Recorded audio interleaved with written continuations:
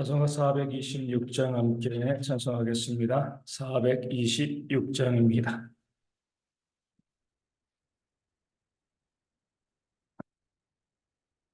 찬송가 426장 이제인을 완전케 하시옵고 함께 찬양합니다. 이제인을 완전케 하시옵고 내 맘속에 영원히 거하소서. 죄 가운데 빠졌던 몸과 마음을 있는 보다 너에게 하옵소서. 눈보다 더욱 이어지게 보시소서. 정결케 하옵소서. 저 보좌에 앉으신 주 예수여, 이 몸 주께 드리니 받으소서. 내 마음과 지식도 드리오니 있는 보다 너에게 하옵소서. 눈보다 더욱 이어지게 보시소서. 정결케 하옵소서. 그 상하신 발 아래 엎드려서 날 깨끗게 하시기 원합니다. 날 정결케 하는 피 믿사오니 있는 보다 너에게 하옵소서.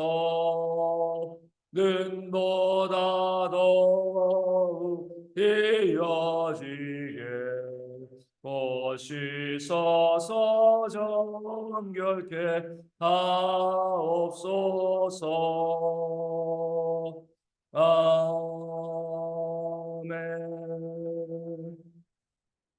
사도신경으로 우리의 신앙을 함께 고백합니다. 나는 전능하신 아버지 하나님 천지의 창조주를 믿습니다. 나는 그의 유일하신 아들 우리 주 예수 그리스도를 믿습니다. 그는 성령으로 잉태되어 동정녀 마리아에게서 나시고 본디오 빌라도에게 고난을 받아 십자가에 못 박혀 죽으시고 장사된 지 사흘 만에 죽은 자 가운데서 다시 살아나셨으며 하늘에 오르시어 전능하신 아버지 하나님 우편에 앉아 계시다가 거기로부터 살아있는 자와 죽은 자를 심판하러 오십니다.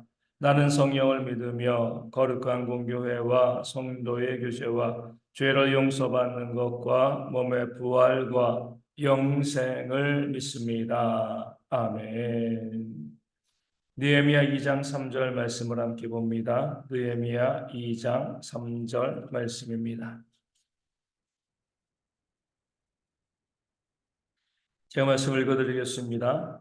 왕께 대답하되 왕은 만세 수를 하옵소서. 내 조상들의 묘실이 있는 성읍이 이제까지 황폐하고 성문이 불탔사오니 내가 어찌 얼굴에 수심이 없사오리까 하니. 아멘. 왕의 술관원장이던 느헤미야의 얼굴에 수심이 있었습니다. 이것을 왕이 알아차렸죠. 그러니까 왕이죠, 그렇죠? 이 음식을 맡은 관원장들의 안색은 왕 자신의 생명과 직결되어 있기 때문에 왕은 재빠르게 눈치를 채고요, 느헤미야에게 물어봤습니다. 네 얼굴에 수심이 있다. 뭔가 근심이 있는 것이다. 뭔가 문제가 있다고 이제 느헤미야를 다그치는 거죠. 이럴 때 느헤미야가 두려웠습니다. 자칫 잘못하면 자신의 목숨을 잃을 수도 있었기 때문에 그랬습니다. 그럴 때 느헤미야는요, 왕이 물어볼 때에 그 왕의 질문에 대해서 임기응변으로 이 둘러대거나 애둘러 표현하지 않았습니다. 사람이 급하게 되어지면 자꾸 변명하게 되어집니다. 아닙니다. 제 얼굴 표정이 큰 문제 없습니다. 이렇게 이야기하게 되어지는 거죠. 느헤미야가 먼저 계획하고 이야기한 게 아니라 왕이 느닷없이 물어봤기 때문에 당황할 수 있는 거죠. 그런데 느헤미야는 그렇게 하지 않았습니다. 왕이 얼굴에 수심의 이유, 근심이 있는 것의 이유를 물어보았을 때 느헤미야는요, 오늘 말씀 가운데 나와 있는 것처럼 먼저 왕을 높이고 난 다음에 이렇게 이야기하죠. 내 조상들의 묘실이 있는 성읍이 이제까지 왕폐하고 성문이 불탔사오니 내가 어찌 얼굴에 수심이 없겠습니까? 그 자신의 얼굴에 수심이 있을 수밖에 없는 이유에 대해서 느헤미야는요, 피하지 않고요. 왕에게 정면 돌파를 한 거죠. 정직하게 이야기했습니다. 이런 문제 때문에 내가 수심이 없을 수가 없습니다. 내 얼굴의 표정이 그럴 수밖에 없습니다. 감추거나 거짓말하지 않고요. 있는 그대로 변명하지 않고 핑계대지 않고 또 임기응변하지 않고요. 진실되게 이야기하는 그런 느헤미야의 모습이 오늘 본문 가운데 나와 있습니다. 그럴 때 뭐예요? 하나님의 은혜를 힘입고 그가 기도하고 계획한 것들이 이루어지게 되어지는 겁니다. 하나님께서는요, 정직한 자를 통하여서 역사하십니다. 역시 믿는 자들의 모습이 되어지는 거죠. 늘 우리가 진리 안에 거해야 돼요. 때로는 그 진리 때문에, 이 정직한 것 때문에 손해볼 때가 있습니다. 세례 요한은요, 그 정직함 때문에, 진실 때문에 목숨을 잃었습니다. 그 당시 왕이었던 헤롯 안디바가 이복 동생이었던 헤롯 빌립의 아내 헤로디아를 취하였습니다. 여기에 대해서 그냥 못 본 척, 그냥 지나가 버리면, 아니면 그냥 왕이 잘했다, 이렇게 이제 왕을 칭찬할 수도 있습니다. 그러면 인정받고요, 고위직에 오르기도 하고 잘 먹고 잘 살 수 있는 거죠. 근데 선지자로서 세례 요한은요, 그렇게 헛된 말을 할 수가 없었습니다. 대놓고 헤롯 안디바에게 당신의 동생, 물론 이복 동생이지만 동생의 아내를 취한 것은 잘못된 것이다, 악한 일이다, 왕에게 그렇게 이야기했습니다. 바른 것 이야기한 거죠. 정직한 것 이야기했어요. 그러할 때에 그로 인해서 고초를 당하고 이제 목숨을 잃게 되었습니다. 이렇게 우리가 많은 손해를 보고 심지어 목숨까지 잃게 되어도 믿는 자들은요, 하나님을 믿는 자들이고 진리 안에 있는 자들이기 때문에 늘 바른 것, 올바른 것, 정직한 것을 이야기하는 그런 모습을 가지고 있어야 됩니다. 성경에서 사탄을 표현할 때 이 거짓의 아비라 이렇게 말씀한 부분들이 있습니다. 모든 거짓된 것들, 모든 악한 것들, 이런 것들은요, 사단에게서 나오는 거죠. 그렇기 때문에 우리가 하나님을 믿는 백성이라고 하면 내가 곧 길이요 진리요 생명이니 말씀하신 예수님을 믿는 사람들이라고 하면 믿는 성도들은요, 늘 진실된 것, 옳은 길을 걸어가야죠. 늘 우리가 스스로 물어봐야 됩니다. 하나님께서 우리 가운데 물어보시죠. 과연 그것이 옳으냐, 진실되냐, 참되냐, 우리 가운데 물어보십니다. 그럴 때 우리가 진실된 모습을 하나님께 보여드릴 수 있어야 됩니다. 느헤미야도 두려웠죠. 내가 바른 것을 이야기하면 왕이 어떻게 반응할까? 가늠할 수가 없었습니다. 그럼에도 불구하고 느헤미야는요, 자기 얼굴에 있는 수심, 그 마음의 근심이 예루살렘 성벽이 무너지고 성문이 불탄 것, 자기 백성이 환난과 능욕을 당하는 것, 거기에 있었기 때문에 정면 돌파하면서 솔직하게 이야기하고 그 진실을 이야기했을 때 하나님의 도우심의 역사를 경험할 수 있게 되었던 겁니다. 그러면서 모든 믿는 자들은요, 진실되게 바르게 또 정직한 삶을 추구하며 살아가야 합니다. 문제는 그런 진실된 삶에서 벗어나는 사람들이 참 많이 있다는 것. 이 교회 안에도 진실되지 아니한 그런 모습을 갖고 있는 사람들이 많이 있다는 것이죠. 문제는 무엇이냐면 그들 스스로는요, 거짓말하고 있지 않다라고 생각을 합니다. 내가 무슨 나는 거짓말을 한 적이 없어. 그러니까 나는 진실돼. 이렇게 생각하는데 그럼에도 거짓된 삶을 살아가는 사람들이 있습니다. 무엇이 문제예요? 자기가 한 말을 잊어버리는 경우입니다. 남들이 봤을 때는 두 말, 전혀 다른 말을 하는 거거든요. 예전에는 A라고 이야기했는데 나중에는 B라고 이야기합니다. 그럴 때 이 사람이 일부러 거짓말을 하는 거 아니에요.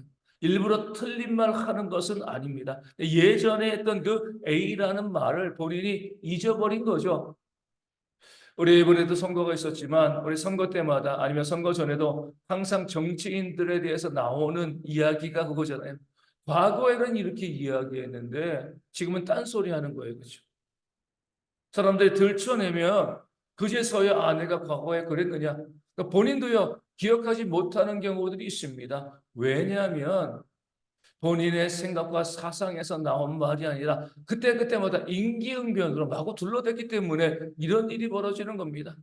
내가 가지고 있는 생각과 내가 가지고 있는 사상에 따라서 내가 늘 바르고 진실되게 이야기했으면은요, 나중에는요, 상황이 변해도요, 내 진실은 변하지 않기 때문에 동일한 이야기를 할 수밖에 없습니다. 그런데 상황에 따라서 나의 유익에 따라서 내 마음에도 없는 내 사상도 아닌 그런 이야기들을 마구 둘러대다 보니까 상황이 바뀌면은요 전혀 다른 소리, 다른 이야기를 하게 되어지는 겁니다. 이것도 거짓된 거예요. 늘 말씀을 기준을 하고요. 그 말씀 안에서 바른 것을 가지고 바른 것을 이야기하면 과거의 나의 말과 지금의 나의 말이 달라질 리가 없습니다. 그 말을 잊어버릴 수도 없어요. 똑같은 진리 안에 거하고 있기 때문에 그렇습니다. 그렇지 아니하기 때문에 내가 과거에 마구 내뱉은 말 다 잊어버립니다. 저도 목회하면서 그런 이야기를 정말 많이 듣고 또 많이 보게 되어지는 거죠. 이렇게 이야기했는데 나중에 다르게 이야기합니다. 근데 그 사람이요 일부러 거짓말하는 것은 아니에요. 다만 뭐예요? 본인이 했던 말들을 잊어버리는 겁니다. 생각하지 못하는 거죠. 그 스스로는 내가 진실되다, 나는 거짓말하지 않는다라고 이야기하지만 그 삶에 이미 거짓이 있는 겁니다. 또 다른 경우는요, 자신이 한 그 약속을 잊어버리는 겁니다. 다른 말을 하는 것은 아니에요. 근데 자신이 했던 그 약속을 잊어버리고요, 그 약속을 시행하지 않는 사람들이 있습니다. 또 선거를 이야기하는데 선거에서도 맨날 공약을 이야기하는데 사람들이 나중에 그게 진짜 공약이야. 헛된 약속이야. 이렇게 이야기하잖아요. 이렇게 하겠다, 저렇게 하겠다. 이번에도 이제 뭐 수요일에 선거가 있고 또 이제 어제 목요일 날 뉴스를 보니까 사람들이 또 기사에 그런 이야기들이 나오죠. 선거 전에 이렇게 공약했는데 그 공약을 지킬 만한 재원이 있는가? 그게 가능할까? 한 표를 얻기 위해서 마구마구 그냥 이런 약속도 하고 저런 약속도 하고 그렇게 쏟아붓습니다. 근데 막상 이제 당선되고 나면 어때요? 그 약속을 지키지 않는 거죠. 그러면서 또 핑계 댑니다. 상황에 이래서 저래서.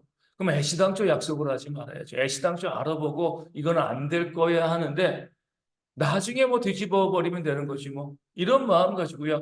약속을 하고요. 그 약속을 지키지 않는 사람들이 있습니다. 이것도 뭐예요? 이것도 거짓말이 되어지는 거죠. 많은 성도들이요. 하나님께도 거짓말을 합니다. 하나님 저 이렇게 살겠습니다. 이렇게 신앙생활을 하겠습니다. 목회자인 저에게도 거짓말하는 분들 정말 많이 있습니다. 목사님 저 이렇게 하겠습니다. 저렇게 하겠습니다. 지나고 나면 다 잊어버려요. 본인은 거짓말한 거 아니에요. 하지만 잊어버리면은요, 결국에는요, 거짓말을 하게 되어지는 겁니다. 그런 면에서 오늘 두 가지의 거짓말을 이야기했는데 가장 이 거짓말에서 중요한 핵심은요, 기억하지 못한다는 겁니다. 내가 과거에 했던 말들, 내 약속들을 기억하지 않는 것, 기억하지 못하는 것. 그렇기 때문에 내가 거짓된 삶을 살아가면서도 내가 거짓되다 이 사실을 깨달아 알지 못하는 그런 모습이 있게 되어지는 거죠. 믿는 사람들은요, 늘 기억하고 또 기념하는 그런 모습이 있어야 됩니다. 잊어버리는 것도 죄악된 것이, 잊어버리는 것도 거짓된 삶이기 때문에 그렇습니다. 그렇기 때문에 우리가 함부로 말하지 않고요. 함부로 약속하지 않아야죠. 잊어버릴 가능성이 있다라고 하면 함부로 말하거나 함부로 약속하지 말고요. 또 우리가 한 말이라고 하면 우리가 한 약속이라고 하면 반드시 기억하고요. 그 약속을 지키는 것, 그 말대로 살아가는 것, 이것이 바로 우리가 하나님 앞에서 진실되게 살아가는 그런 모습이 되어지고, 또 하나님께서는 그렇게 진실된 삶을 살아가는 성도에게 한량없는 은혜와 복을 내려주실 줄로 믿습니다. 우리 믿는 자로서 교회 가운데 진실이 회복되어질 수 있도록 내가 말한 그대로 살아가고요. 내가 약속한 그것이 하나님에게건 사람에게건 누구에게건 약속한 그것을 지키는 그런 모습이 우리 가운데 있을 수 있도록 또한 위하여 기도하여 주시고요. 그런 모습 가운데 하나님의 은혜가 충만히 부어지는 그런 교회가 되어질 수 있도록 이 아침에 기도하도록 하겠습니다. 육신의 질병이 있는 자들 위하여서 삶의 문제와 경제적인 어려움이 있는 분들의 회복을 위하여서도 계속 기도하여 주시고요. 선교지 교회와 작은 개척교회 위하여서도 기도하여 주시고, 우리 어르신들과 아이들이 유한절기 가운데 건강을 잘 지켜낼 수 있도록, 또 늙은이의 형제들의 신앙과 또 건강과 안전을 위하여서도 기도하도록 하겠고요. 오늘과 내일 청년부 MT가 진행되어집니다. 귀한 시간 되어질 수 있도록 안전하게 또 은혜 받는 시간 되어질 수 있도록 또 함께 기도해 주시면 감사하겠습니다. 기도문 하시겠습니다. 하늘에 계신 우리 아버지, 아버지의 이름을 거룩하게 하시며 아버지의 나라가 오게 하시며 아버지의 뜻이 하늘에서와 같이 땅에서도 이루어지게 하소서.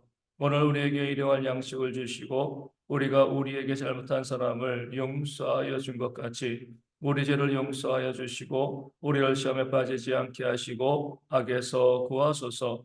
나라와 권능과 영광이 영원히 아버지의 것입니다. 아멘. 기도하겠습니다.